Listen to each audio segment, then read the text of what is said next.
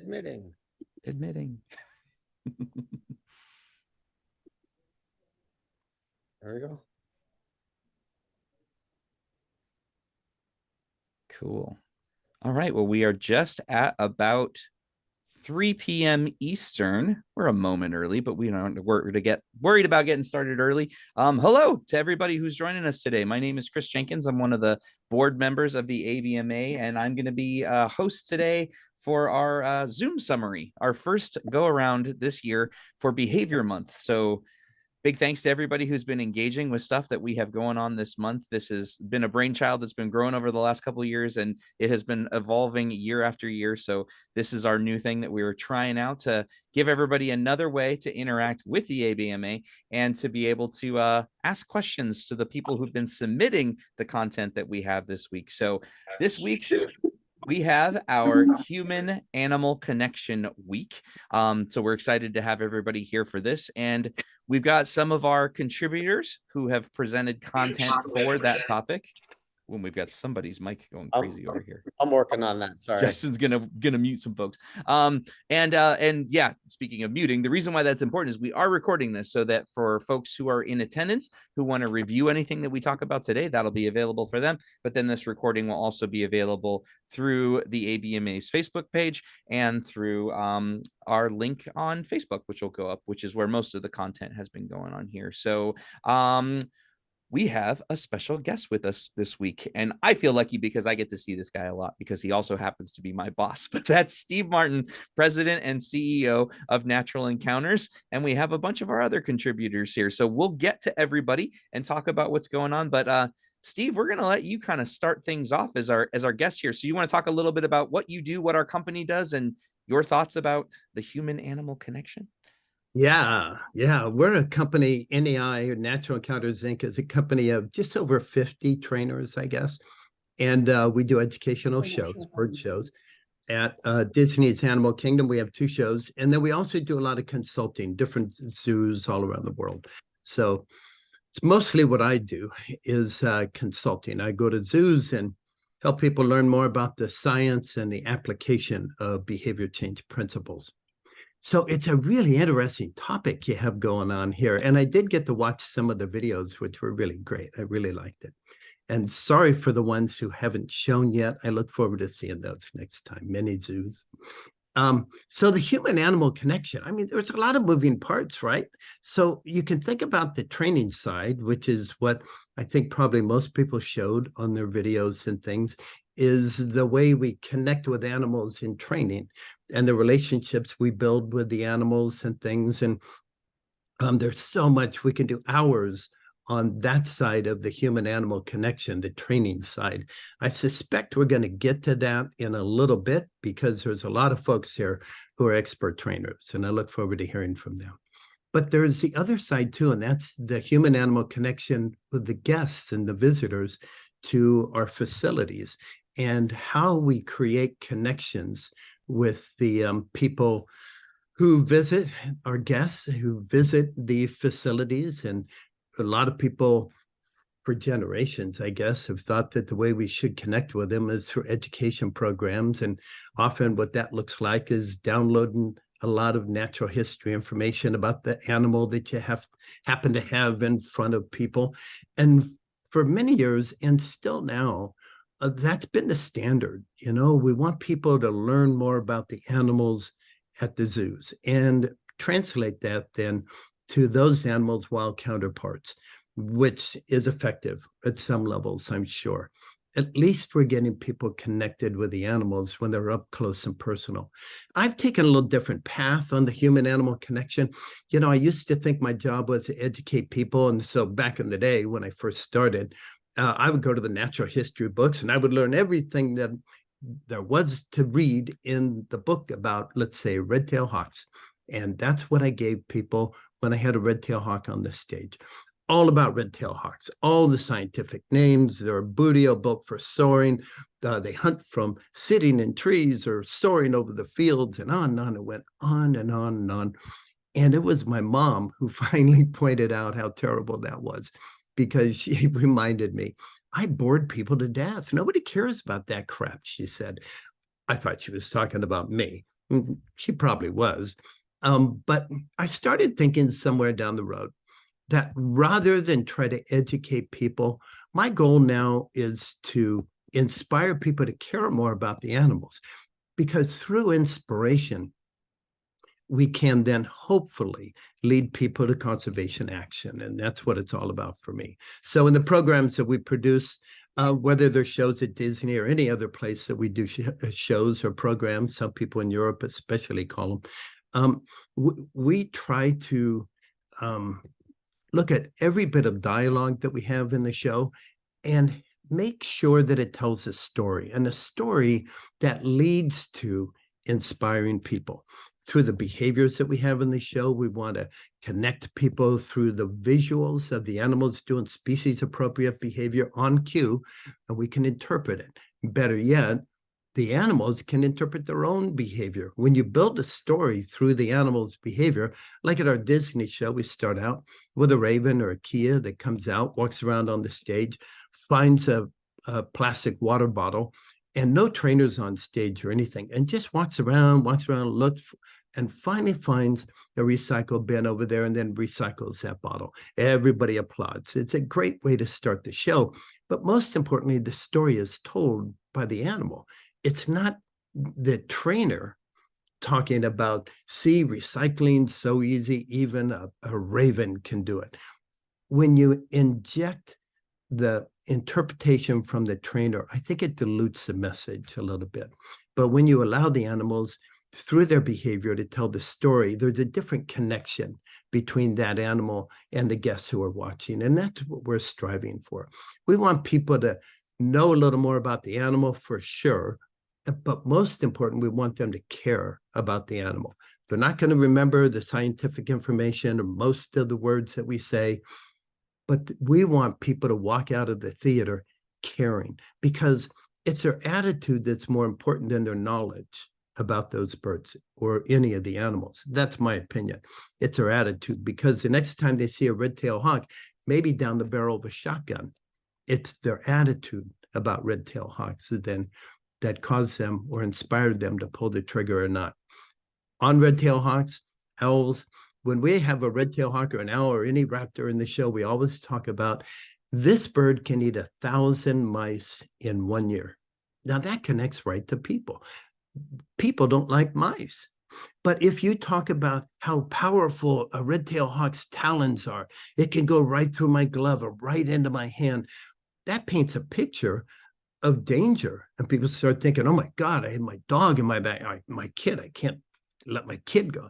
So we have to really concern ourselves with the messages that we string together, trying to make a connection between the animal and the humans. When we talk about how powerful these predators are, sometimes the unspoken message, the subliminal message is these guys are dangerous. And that can be an attitude that carries on to somebody in the field who's got a shotgun and has a red-tailed hawk fly overhead. So that's my bit about the human-animal connection. There's two different sides. Typically in the zoo world, it's the animal trainer and the animal that we connect with. And the other side of it is the shows, the trainers, the presenters in our programs who are through the animals making a connection with the guests in our shows, hoping that they're going to walk away with a better attitude and some better knowledge, but most importantly, a better attitude about the animals they've seen and those animals' wild counterparts. So is that what you had in mind, Chris? Human-animal connection? I like it. I mean, one of the things that was interesting going into this week was, and we kind of talked about this in the board too, we have these themed weeks. So for folks who haven't, seen the calendar, but somehow made it to this too, I suppose that's possible. We have Cooperative Care Week, the Evolution of Enrichment Week, the Human Animal Connection Week, and Welfare Around the World. So these kind of general themes that the presentations at each day fit into.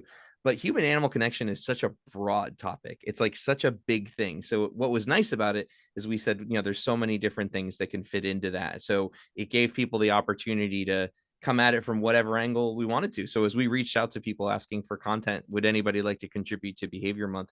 That gave people a lot of flexibility to to contribute all kinds of different stuff. And what's neat is about that is I think it lets people see how dynamic this field is and how there are so many different things that people do in zoos and out of zoos that contribute to this sort of greater world of animal behavior management that ABMA is a part of. So yeah, that was awesome, Steve. And I'm sure we'll talk about more of those things as we kind of go throughout this hour that we have together. But I also want to make sure we get a chance to introduce the other people who are here on the call who are presenting information for us this week via that Facebook page. And we're going to start with Lexi, because Lexi, you had some fun stuff. So Lexi, do you want to tell everybody where you're from, what you do, and kind of an overview of what you contributed to Behavior Month? Sure. So I'm Lexi. I work at the Elmwood Park Zoo. It's in Norristown, Pennsylvania. It's rather close to Philly. And I sent in some video of us doing an otter encounter. So we have 2 North American river otters. And what we do is we have the ability for guests to sign up for an otter encounter on our website. And we pre-schedule that, and then we'll have a couple of trainers there. I am the lead river otter trainer because they're my favorite and they're awesome. And then we will allow guests to come into the space after we give them some rules about mostly just not to touch the fence because that's a safety risk. And then we will have them come to our fencing area with our otters, and they do a little training session with them. So we show our guests what each behavior is. So we start out with targeting and we teach them how to target, and then we let the guests target. Our trainers are always the one bridging to make sure that we keep the behavior pretty solid. And then we'll let the guests practice with injection training. So our otters will go into a little chute. We line them up, and then we let the guests hold a target stick to them and ask them to hold, and then we give them a little touch with a chopstick to simulate what an injection would be. And then our male otter has a really fun open mouth behavior where he always likes to yell. So we let the guests do that with them as well. And then at the end, our otters put their paws through a tiny little door, and our guests, they always have gloves on and masks on for this, but they'll have an extra glove on that's a little like Teflon to make sure that their claws can't scratch them. The guest holds their hand up to the tiny door, and then they get to actually touch the otter's hand, which is a really awesome thing that I don't hear a lot of places doing. So it's really exciting for us to be able to do that with the guests, and they definitely connect to it. And then we just spend a little while talking about our individual otters. I feel like guests really do connect with each individual's personality because they get to choose which one they want to train. And there's little things about them that they learn, like our female otter really doesn't like when any of her food falls into the sand. So if it's during our encounter, she has to go bring it in the pool and clean it and come back. And then we talk about what all of their enrichment is and why it's important, and just in general, why training is important for them. And then we just talk about our otters and some conservation issues they're facing. And we let guests know that they can donate enrichment to them if they want. We talk about what our otters' favorite enrichment items are and that kind of thing. And then they just ask us questions and we talk about our otters. So it's a really nice experience. Very cool. And it's great video too. Very fun to watch. Thank you. Steve? Lexi, what I really liked about that video and the concept of having guests come and work with the animal is you generalize those behaviors to novel people. And so no doubt it makes it easier than when the vet or vet staff comes around, because that otter now is generalized to lots of different conditions and people. It was really cool to see that. Thank you. Indeed. Yeah, I know I've got more questions. We'll get to that too. But I want to make sure we get to introduce the other folks who are here too. So it's an interesting mix of people we have because the schedule didn't work out exactly right for everybody. So I will say on behalf of Mary Hunter from Behavior Explorer, who I think was the first presentation of the week, she wasn't able to make it, but she did want to make sure that everybody knew how to get a hold of her. So if anybody had any questions relating to Portal, which is a pretty cool system that I like, a lot of zoos are starting to integrate as a way to teach people about how training works and how operant conditioning training works. She made sure that I reach out to let everybody know. Mary at behaviorexplorer.com is a way that people can reach out if they have any questions or want to know any more about the content she had. So thanks for Mary. We also have Sharona from Ski Dubai, who I think is fighting through firewalls to try to make sure she can get Zoom to work with their system. Sometimes when we're crossing country lines with these things, systems don't like to play nice. So we're hoping Sharona shows up, but if she can't, I also have her on WhatsApp. So if anybody has any questions about the Ski Dubai presentation this week, I can get that to her in real time and we can have questions about penguins and stuff like that. But we also have some representatives of some content that has yet to be posted. This is kind of the interesting thing about choosing to do this on Fridays the way that we did, was we knew that would line up such that our summaries would also potentially include people who have not gotten to have their content up yet. So we have some folks from many zoos who are here to talk about what they will be posting, which I think is something that's going to come up this Sunday on the 22nd, if you're listening to this in real time. So we have Ellen, we have Tori, we have Marianne. Who wants to be the representative for many zoos to tell us what you do? Tori is raising her hand. Yes, thank you, Chris. Thank you, ABMA and Ellie, who's not here, for inviting us, Many Zoos, to come and introduce ourselves. So I will be speaking. I'm Tori O'Connor on behalf of Many Zoos. I'm one of the directors, but Marianne and Ellen are here in this call, and Faye and Lisa are not here physically, but can be reached at any time as well. So Many Zoos, like Chris said, is not presenting in ABMA until Sunday, but we'll have a series of videos, infographics, and polls on who we are, what we do, what makes us different, how to get involved with us, and where Many Zoos should go. We are a fairly new but growing network of researchers committed to supporting open access, proactive, evidence-based zoo management across taxa through international research collaborations. So thinking of connecting zoos with these university institutions on having a more proactive conversation in research and how we can better manage our captive populations. So kind of as Steve said, we were created through inspiration on many dogs and many primates, and bridging that gap and doing many zoos and looking at all and especially underrepresented taxa within zoos. And this is to allow animals to better tell the story. So big data science better tells the story of these species. And we are really excited about Sunday, but we're also really excited about this coming week because we have an open call for committees on Thursday, October 26th. And so we do invite anyone interested in either being a member or being a committee member to come and join us and get involved. And then if Marianne or Ellen, if you would like to say anything I missed. I just want to say hi. So I'm a lecturer at a university in the south of England, and I'm involved in many zoos, and I've been involved in a lot of other big team sciences. These kind of collaborations are starting to come about. So yeah, we are sort of connecting people, but then connecting people with the research on those animals that they want to do. And we're hoping to be able to set up projects that anyone can kind of get involved in and take part and in various different aspects of kind of planning the research, coming together to data collect, writing it up, and kind of get involved in that publication. And we're really keen to try and disseminate information that we can gather together back to collections so that it can actually be kind of useful and easily accessible as well. So yeah, that's kind of, I think, some of the other aspects that we're doing. But nice to meet you all. Yeah, I think you guys have covered it all. So I guess just to say hi as well.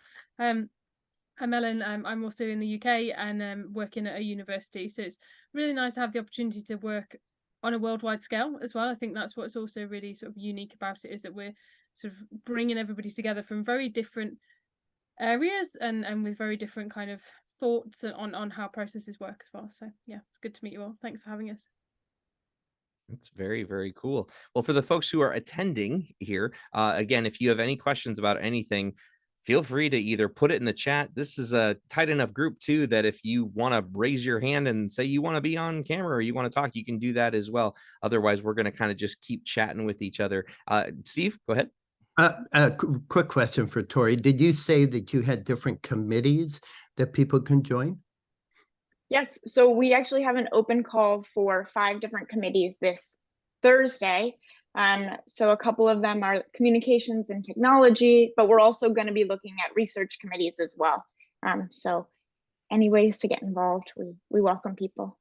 Great. Tori, what's the best way for people to get involved? The website, Facebook? Yeah, so come check us out. We're on social media. So we're on X, we're on Facebook, LinkedIn. You can find us, ResearchGate, we're getting on there, our website, or you can reach us, and we're actually very responsive. Thank you, Lisa, on email. So manyzoosproject@gmail.com. Very cool. Appreciate that additional information. Can you guys, so from the Many Zoos thing, I'm just going to jump in here because I'm kind of fascinated by this. Can you give us an example, whether it interfaces with the content that you're going to have available for everybody later this week or not? It can be something different. Can you give an example of a project that group has undertaken and sort of what the results of it was? I think it's just such a foreign thing to what most of us do on a day-to-day. Want to know kind of if you can give us like an encapsulation of what one of your projects has looked like. Sure. So kind of the way that Many Zoos kind of developed was my project on captive carnivore multi-axis puzzle box research began in 2019 as my master's thesis, and 2020 hit. And as I was beginning my PhD, and I kind of hit the wall as being an academic in the zoo world, I physically wasn't allowed in. And that's where I connected with Lisa, who was physically in the zoos at Oklahoma City. And we began connecting, and we grew this multi-axis puzzle box research through her, through our connections in Miami. And now that project is 7 facilities and more than 70 captive cats just across the United States. And so that's Many Zoos 1. So part of that is published. We're looking forward to publishing the entirety of that paper next year. We're just kind of hitting the point where we are continuing to growing, as we now have a wait list of zoos trying to get the puzzle boxes.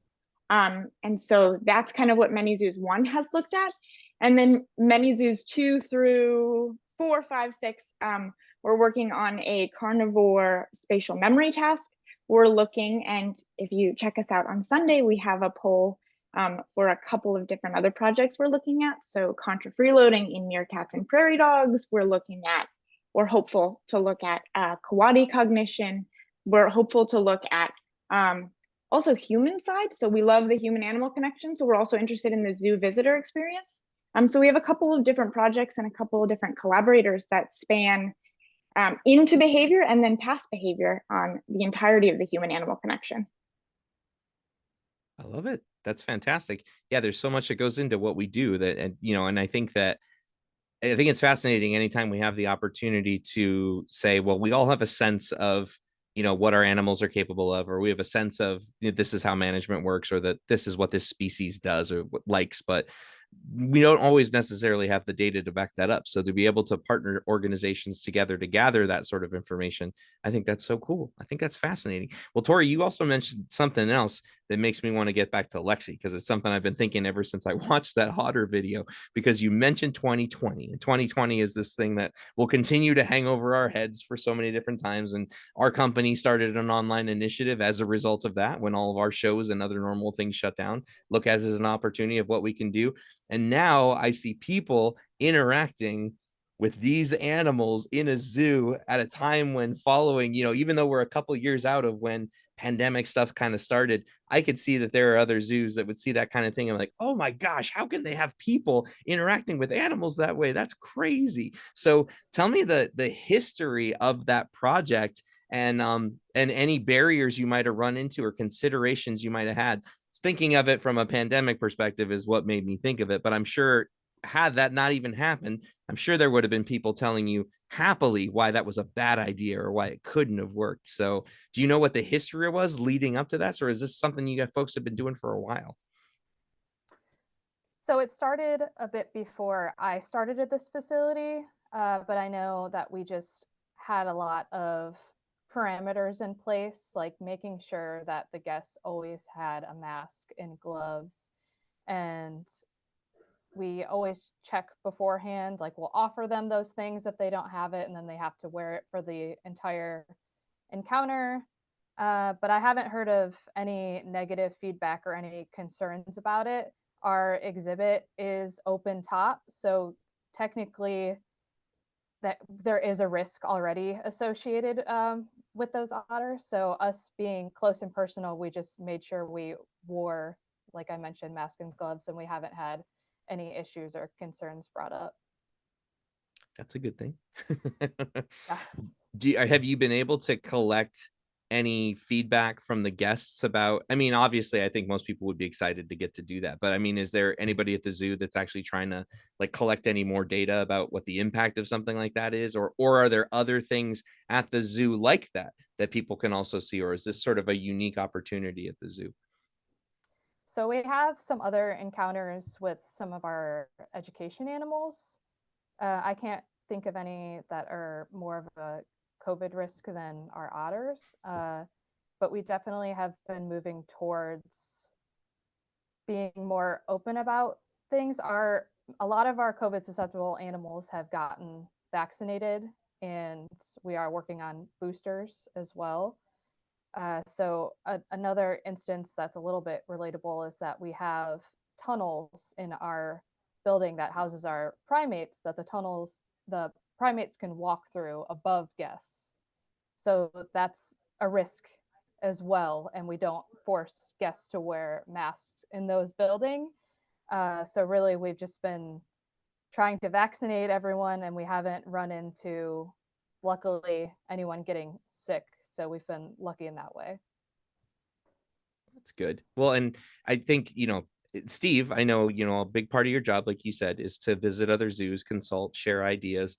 And, I know you have had a lifetime of having to deal with people who are worried about what could happen or why things are a bad idea. So what do you think of? Because I know you said that filter of human animal connection via our guests is a very important thing to you. How do you approach those conversations when you have keepers or zoo directors or other people who, as soon as we brainstorm something, immediately are there to tell you why it can't happen or why it's a bad idea or why it's just not possible? Yeah, I mean, there's a lot of moving parts there. Why it can't happen at a lot of places is because it's always worked before. Why change if, why fix it if it's not broken? It's always worked for us before.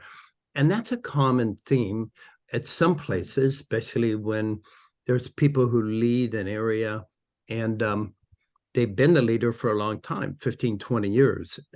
The challenge then is helping that person look through life through a different lens. We come, all of us here at ABMA, come to every situation looking through the welfare lens. We're always concerned about the welfare of the animals, of course. Some people who have managed animals with hoses, shifting them off on exhibit and push boards, pushing them back inside, they're also concerned about the animals' welfare. Equally concerned in many cases, they love their animals, so they wouldn't do anything to harm their animals, but they just don't understand that there may be a better way other than negative reinforcement. Positive reinforcement might get you a better outcome. It's likely it won't with that person with a bridge and a bait stick and positive reinforcers in hand, because that person has a long history of doing it a particular way that works really, really efficiently for that person. And at the end of the day, negative reinforcement with an animal that's shifted out on exhibit with a cold hose, they tolerate it, they get used to it. And matter of fact, you don't even need to use the hose anymore. You just open the door and the threat of the hose.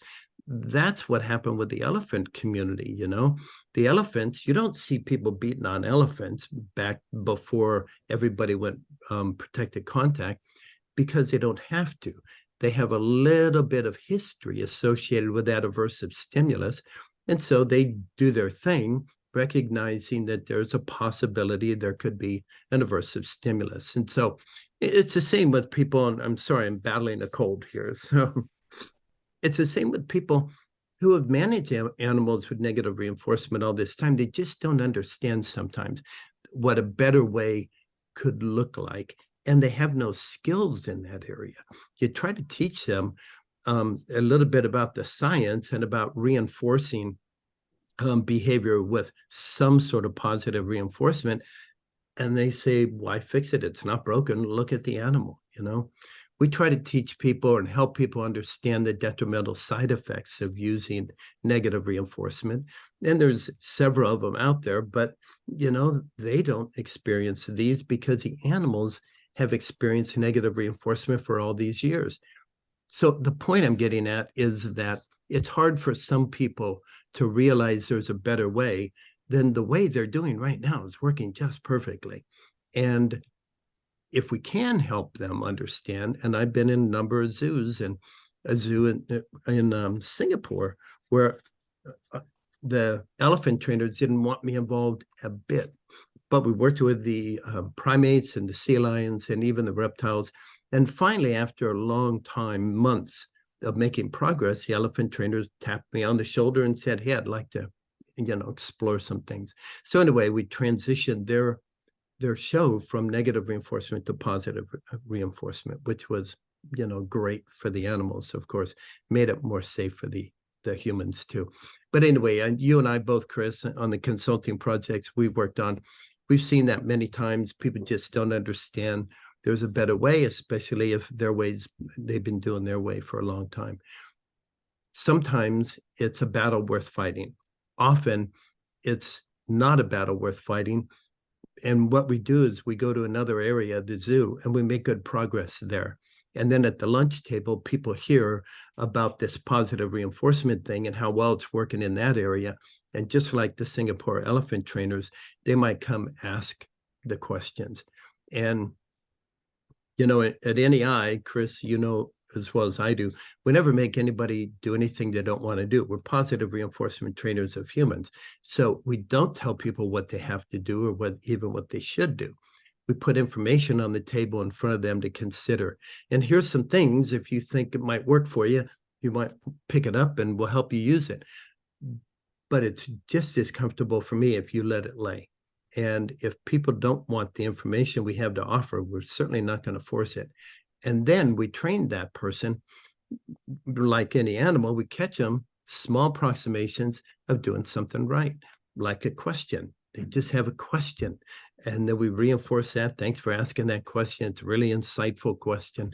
And, through that kind of safe zone that we create an opportunity then for people to ask questions, knowing that we're not going to catch them doing something wrong and make them feel bad about the question or even the other questions they might bring to the table. So in a nutshell, a big nutshell. Big nutshell. Justin, you had your hand up. Did you have a thought? I did. It was earlier, but Steve has my brain going all kinds of good, but different ways now. So it's a slightly different topic, but and Chris, you can attest to this, when we were planning Behavior Month and coming up with the themes and everything, human animal connection was a cool one. I think we all were excited about that. But, my brain at the time went more to, and Steve touched on this earlier on, it went more towards the guests seeing the connection that the trainers and the staff has with the animals. And then, when we did our podcast, for example, everybody's brains kind of went to the relationships between animals and their caretakers, which is also a human animal connection. But I was just curious what everybody here thinks, because it's something that comes up semi-frequently in my head, and it's actually recently come up where I work. But, we talk a lot about having animals do behaviors without trainers, which I think is super cool. I know at NEI, you all do that a lot. There's that wow factor when guests see animals doing all these behaviors without the trainer. It's kind of a magic, right? But at the same time, I feel like sometimes seeing animals, that bird fly to a trainer who could fly anywhere else in the world, fly to a trainer's hand, or even a perch nearby a trainer, or seeing a trainer working with an animal that they can't maybe physically interact with. They kind of live a little bit, we inspire them vicariously. So my question is, what does everybody think in 2023? Where is the balance between those two things? And what's that fine line crossing one side to the other? I'm just curious what everyone thinks. Not to put anyone on the spot. For my thoughts. I mean, I think we're in a unique place where I think similar conversations have come up in other avenues just recently, and it's great because I think there's some things evolving in our field that people are interested to see, how things are going to be tackled. For us in the bird world, as we are in our company, we're trying to think what our life is going to look like now that we're thinking about USDA being involved in our operations, and how's that going to change things? How's that going to make us look at the way we do our operations? It's just not something that non-mammal facilities have really had to think about before. I talk to people at zoos a lot about their interactions and about, similar to what Steve mentioned before, how valuable it is for people to be able to say, to be able to see, what we're doing with these animals to help them, learn to participate in their own care. Because seeing the kind of thing that, that Lexi has going on with the otters, and to see how, well, you're going to give an otter an injection that doesn't involve a rifle or a blow dart. How would that even work? They're so fast. Why would they even choose to come over if you're going to stab them with something? And see, oh, they set up an environment so that an animal could, oh, that's really interesting. So somebody could stand outside the exhibit and say, we care for our animals. And one of the ways we care for our animals is we teach them to participate in their own care. And then people may think that's interesting, or they may believe us, or they may not.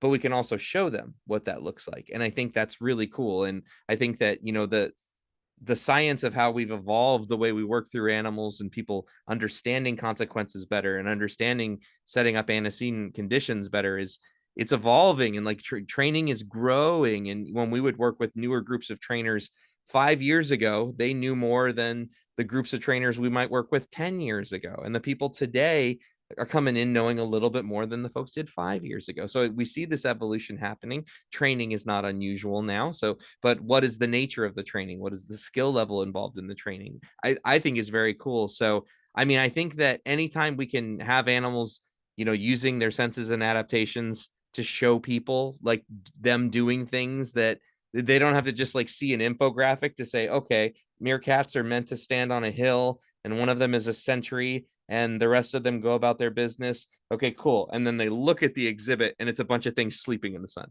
So like, okay, well, there's this and then there's this. How are those things connected? So that's where I think the value is in teaching the animals to do things without trainer presence, like Justin said. But that's just my contribution to that. Steve? Yeah, and I'll add to that. Good question, Justin. In the ambassador animal world, we always are concerned about the mixed messages that we might put across. When you've got a cockatoo on your hand and you're petting the cockatoo and trying to tell people they make terrible pets, or you have a singing parrot like we have at our show at Disney, or a red-tailed hawk lands on your hand, all of those things can create mixed messages, and people might want to go get one as a pet. We have an amazing singing parrot, Groucho. And every time that animal is on stage, we tell people, don't race off to buy a pet, a parrot at a pet shop, because most parrots never talk. This is 1 in a million at least. And we go on and on about how they make poor pets and stuff. And in the other show we have with macaws, we do the same thing. We always tell people, but people believe what they see more than what they hear. So they can easily block that out. But I'll tell you a story from way back in the day. 40 years ago, I set up some shows at Singapore Zoo, but we had orangutans. We had full contact orangutans, all positive reinforcement. We had chimps and we had gibbons, and it was all full contact. None of those animals were ever hit or hurt. It was all positive reinforcement. We had them doing species appropriate things like climbing trees, popping coconuts off the palm tree that were pre-planted up there, brachiating across vines, cables, vines, et cetera, et cetera. It was really cool. But we had contact with those orangutans. The orangutans we worked with were from youngsters, cuddly youngsters, to 25-year-old female, and there was a 20-year-old male. We had 17 orangutans. I mean, it was unbelievable. Now, of course, we would never do that now. I mean, I think back on that and I go, holy crap, man, I did that. But that was 40 years ago. And I'll bet everybody here did things when they were younger that they would never do today, because we've changed our values, we've grown, and we rethink the messages that we're delivering to the guests. After that show opened up, it was only a couple of years later that I was talking to the curator there, And we come to realize through the conversation that anybody in Singapore could go to Bangkok and buy a baby orangutan whose mother was shot in the forest. Holy crap, that hit like a ton of bricks. So I went back out there. We reproduced the shows with no human contact. Same animals, but no contact anymore. Animals would go up into tree, out of their exhibit, which they had 30 orangutans in one exhibit. A log came down by a hoist. They would go up into the trees and they would spend the day in the trees, and they would do behavior through the trees with reinforcers delivered from the bottom by throwing. So yeah, it's a really complicated issue when we do these educational programs where we do have contact with these animals. We have to be so careful about the connections that we make, and we're not making the wrong connections by subliminally encouraging somebody to go get one as a pet. Fortunately, through the Big Cat Act and others, there are less animals available to the average person now, so we don't see quite as much of that. But we do see it with parrots still. Problem. That was a really cool story. So I mean, my take home is that it can be humans interacting with animals can be a really effective tool in engaging guests, but we have to do it very, very, very carefully because it could go the opposite way very easily. Easy, yeah. Yeah, and I think that what engagement looks like can be so different. And I think the people who design really elegant systems of interaction are finding ways to put things together in a way that is just enhancing everything that's already going on in the zoo. So when I remember working at a couple different places, and I had this challenge that I wanted teams to take on because it seemed like a no-brainer to me. It was not a huge thing, but I thought it could potentially have huge impact. And that was the idea of like, can we look at something that your staff is already doing during the day, something you need to do, and can you find a way to involve the guests with it? Because that's what makes our zoos different than our breeding facilities, than our wildlife rehab centers, than our research facilities. It's the public. That's what makes those facilities different. And I said, it could be the most basic thing ever. So we did a little run through with Cheyenne Mountain Zoo. We talked about, well, what do you guys need to do with your primates? And they said, well, they have this primate house. And one of the things somebody does during the day is they do a quick 5-minute run looking at the glass for where they can see where all the exhibits meet, and they just literally get eyes on everybody. Okay, is there the same number of animals this morning as we left last night? Pretty basic thing that a lot of us do. And we said, okay, well, what might guest interaction look like there? Okay, well, if we're doing that at a time when the public's there, maybe there's a couple kids there and they can say like, hey guys, my job right now is I have to go find all the monkeys. Do you want to help me find all the monkeys? Oh, cool. Okay, well, come help me. Let's go look.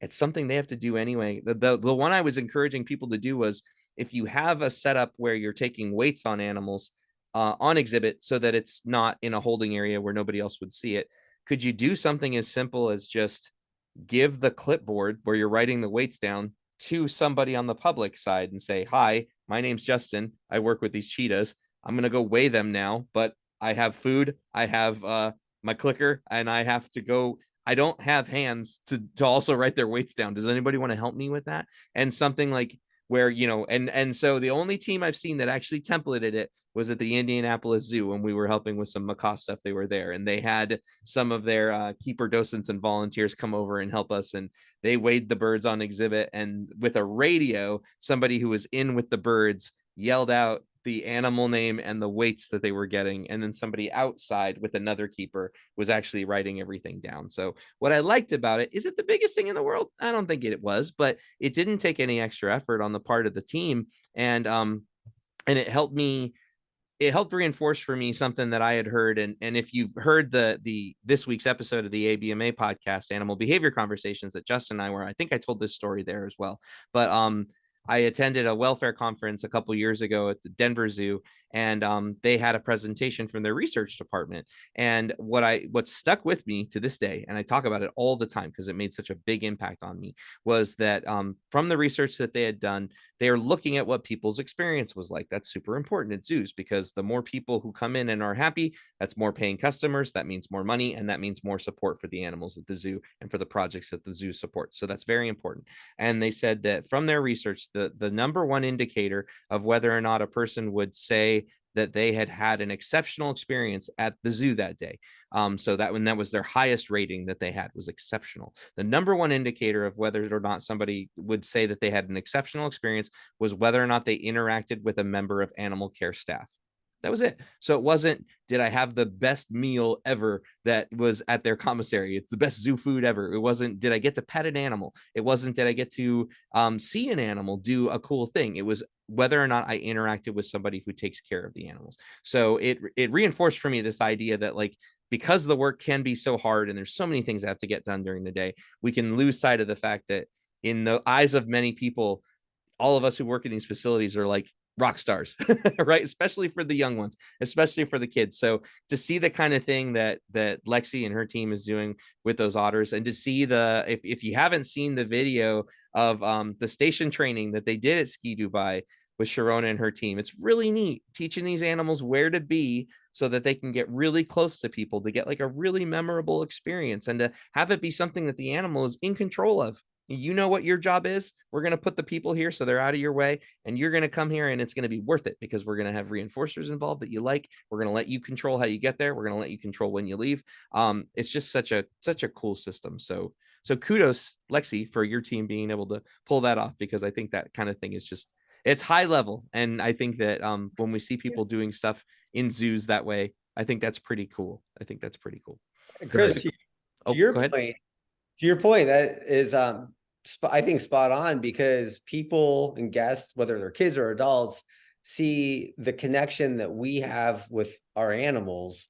You can go out after the show, or maybe after the whatever interaction you had on the exhibit, and their ears are wide open, just because they know that you have that connection with the animal. Rock star. I never thought of a rock star. I can't think of myself as a rock star, but yes, I agree with you. It opens doors that you wouldn't have otherwise, I think.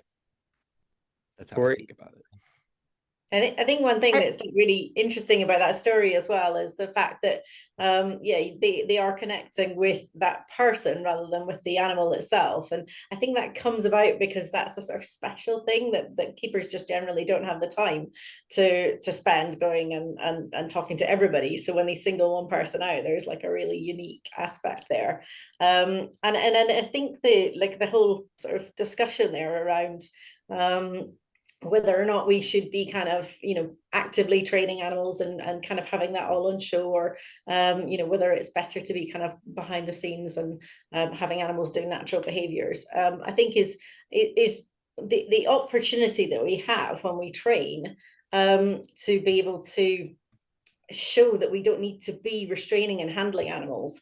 So being able to get penguins up onto like stations, and even having like those stations that have like mirrors underneath so we can check the foot health, is just like really cool. And we can actually show that we can have like a chance to do health checks and check over animals without having to like physically pick them up and kind of interact with them in that way. And so that can then lead people to sort of realizing how we're thinking, looking after their welfare. One of our collections that's near us, the Hawke Conservancy, do these displays. But all the training aspect is all happens behind the scenes. And I think this is what you were referring to, Steve, with some of the shows and the demonstrations that you have. And they bring out their birds and they fly from one side to the other. They sort of fly through the audience, and it leaves people in kind of awe because it's all done to kind of music as well. And so the whole experience is kind of really focused on the animal rather than actually like specifically on the training, but there's an awareness of what's going on. And the end one of the shows with taking one of their bald eagles like 4 miles away and then flying it over the valley towards the area where all the people are sitting. So I think like we can really kind of use that connection that we have with animals and through our training to really focus the detail on the animals and the behaviors that they're doing, and kind of leave people with that real inspiration of what they are able to do. So I think that's the kind of the way that we've been able to adapt and move forward and take what we're doing into the sort of next stage. But yeah, that's just my thoughts. I love that. Tori, you had your hand up as well. Thanks. I have two like kind of veins of thought and the way my brain works. And from the Many Zoos side, I think this notion of the second-hand animal connection, this human animal connection, is kind of what partially inspired the development is like, as a researcher, I was walking in and anything the zookeeper would say about that carnivore that I was observing for 30 minutes out of the day was gold. It was absolutely gold. And like, to be able to watch those animals shift and work and do everything that we were asking of them because of this connection, why wouldn't we want to get these keepers and everybody else more involved in the process of research? And so then in turn for them to get a better understanding of like why we are asking these questions. And then from my other side of the brain, I am supervisor of training, enrichment, and welfare at Bergen County Zoo. And so if you don't mind, Lexi, if I ask you a question like, what's next? Like, what behavior are we working towards next with the otters? Is there something kind of out there? Yeah, so actually I was going to talk about it. I think most of the time when we think of training, a lot of it is for medical reasons, you know, to crate train an animal, to get them to get that injection or things like that. But something I've been working on with one of our otters is kind of problem solving. So our exhibit guests look down kind of towards, and we have an issue where a lot of things get dropped in there, and we have to normally shift the otters completely off of exhibit and go in there and get it out, and it's a little bit of a hassle. So I've been training our female otter to be able to bring items to me. So she learned how to touch something after I drop in it, and then she learned to push it and kind of pick it up, and now she's learning to push it towards my direction, so that I'm able to use grabbers to pull it out. And almost all of my training does happen in front of the guests, so during that training, I'll either tend to have like an intern or interpreter there to be able to explain what's going on. But it's another aspect of training, is to look for, okay, this is a much easier way that I can remove this item and not have to stress everybody out and get a bunch of people over here to remove the item. I can just very easily ask her to give it to me and pull it out, and she gets to participate. So that's really cool. And then additionally, we also recently put in a pulley system above our pool. So that's another time that we get to add enrichment to our exhibit and additionally connect with guests, because we do a midday change on that pulley system. So we bring the pulley towards us, put a new item or food on that pulley, push it back into the middle of the exhibit, and the otters have to work above the pool, above their head, to try to get stuff out of it. So we get to do another feeding with the otters. The otters get to interact with something, and the guests get to watch it all and ask questions about it. So it's a really cool experience as well. That's awesome. Steve? Yeah, and Marianne, I was at Hawk Conservancy last month. Really cool place. You mentioned about whether to train or not, and I've had the conversation over there. I won't tell you the zoo, but there's one person at a zoo over there, not far from you, who was so adamant against training. He and I had 2 different conversations with him, and it's a philosophy at his zoo. So his attitude is we should let them be natural. When we train them, we take the wild out of them. And instead of training, we should just let them be natural. We should clean and feed. And I've had the conversation about what about healthcare? What about husbandry? What about shifting? What about problem behaviors? And none of that resonates with me. He just doesn't get it. He says, we don't want to take the wild out, and we want those animals to be wild. And he says it's better welfare for the animal. So if we're going to talk about welfare, we also ought to talk about mental and physical welfare. So mentally, when we train animals, that's as mentally challenging as any puzzle feeder that he might put in the exhibit, or any urine that he takes from one animal to put in a different exhibit, etc. So many people talk about enrichment. He's okay with enrichment, doesn't like training, but they think about enrichment as something you put inside an exhibit or an animal space. I think that enrichment one of the highest forms of enrichment is creating conditions where animals can use their senses and adaptations to earn a living, much like their wild counterparts. Chris mentioned that just a little while ago, that when they use their species appropriate behavior, and they do it to earn reinforcers, whether we've manipulated those reinforcers by pre-planting them or whatever, but we're reinforcing behavior, even reinforcing behavior of shifting inside and things. It stimulates animals mentally. And I think that's an important part of welfare. So husbandry and medical behavior is a great part of welfare. Teaching animals to use their adaptation to earn a living, great welfare, great complexity is associated with that. So training in itself is enriching in itself. So anyway, I'll get off that soapbox. Justin? Sorry, I was muted. No, that is a great point, Steve, and I think a super important one, because in different ways, I feel like that is coming up. At least I hear that those types of things more and more. Maybe I'm just more aware of them now than I was before, but it seems to me that it's a common theme in a lot of conversations. And yeah, one thing I talk to guests about a lot is that operant conditioning is happening in quote unquote the wild. So I would argue that by not training our animals, it's less like the wild than it would be if we are.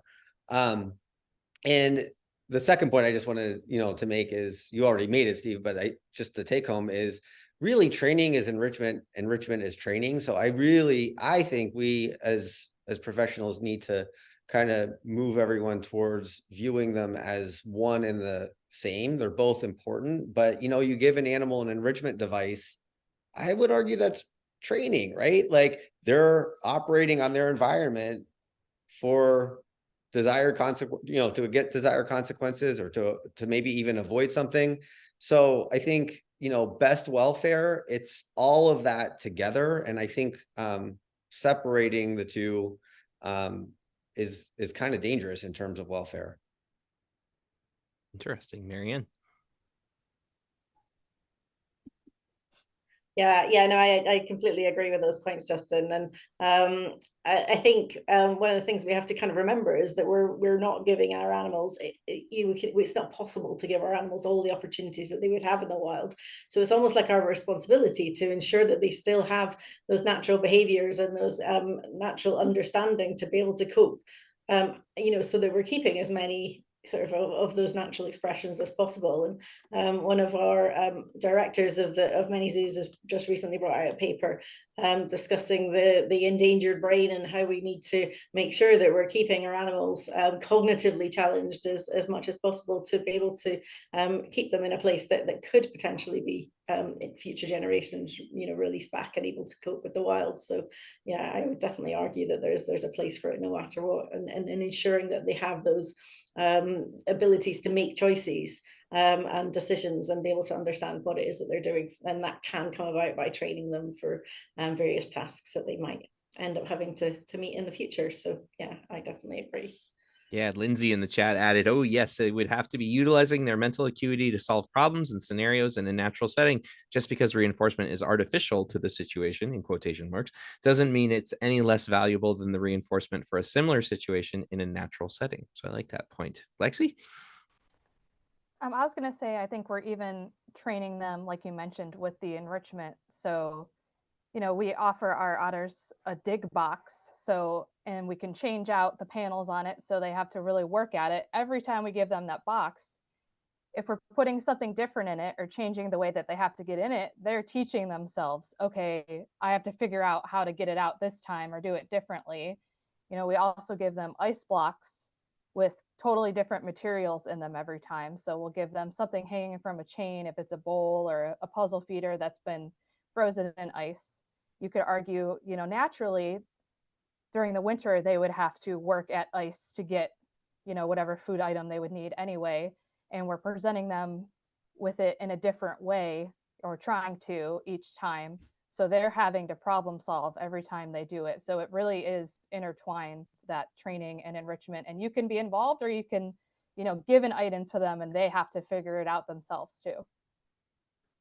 Yeah, that makes a lot of sense. I mean, the way I've always processed it in my brain is that these animals are the way they are physiologically because nature has designed them to be able to do specific things in specific situations in specific environments. And by the nature of animals under human care, they're not there in most cases, unless you're talking about, I don't know, some massive sea pen that a marine mammal's in where they're basically kind of in their regular environment. So yeah, enrichment and training are our opportunities to kind of recreate some of those situations that they're just not in. Sort of nature has given them these elegant abilities, and like if we don't have them in the right situation under our care, they don't really get to express that. So yeah, I mean, we're all singing the same tune. And thank you, Tori, for putting that link in the chat. I was hoping somebody would get that because I'm curious to read more about that idea, the endangered brain actively preserving ex situ animal behavior and cognition will benefit in situ conservation.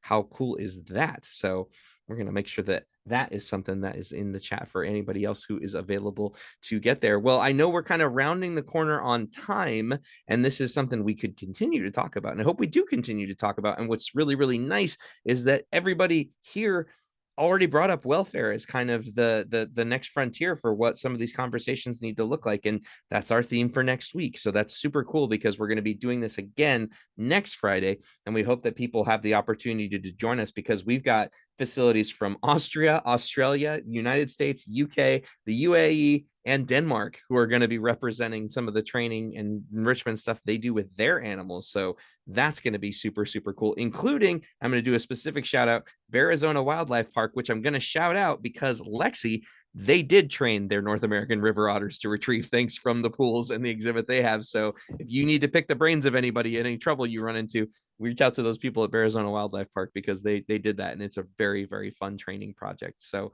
before we wrap things up, anybody here have any final thoughts they'd like to share? Pop your hand up so I don't call on people if they're not ready to say anything. But if anybody wants to share final thoughts before we wrap up our call for the day, I'm going to look to see if anybody's hands jump up.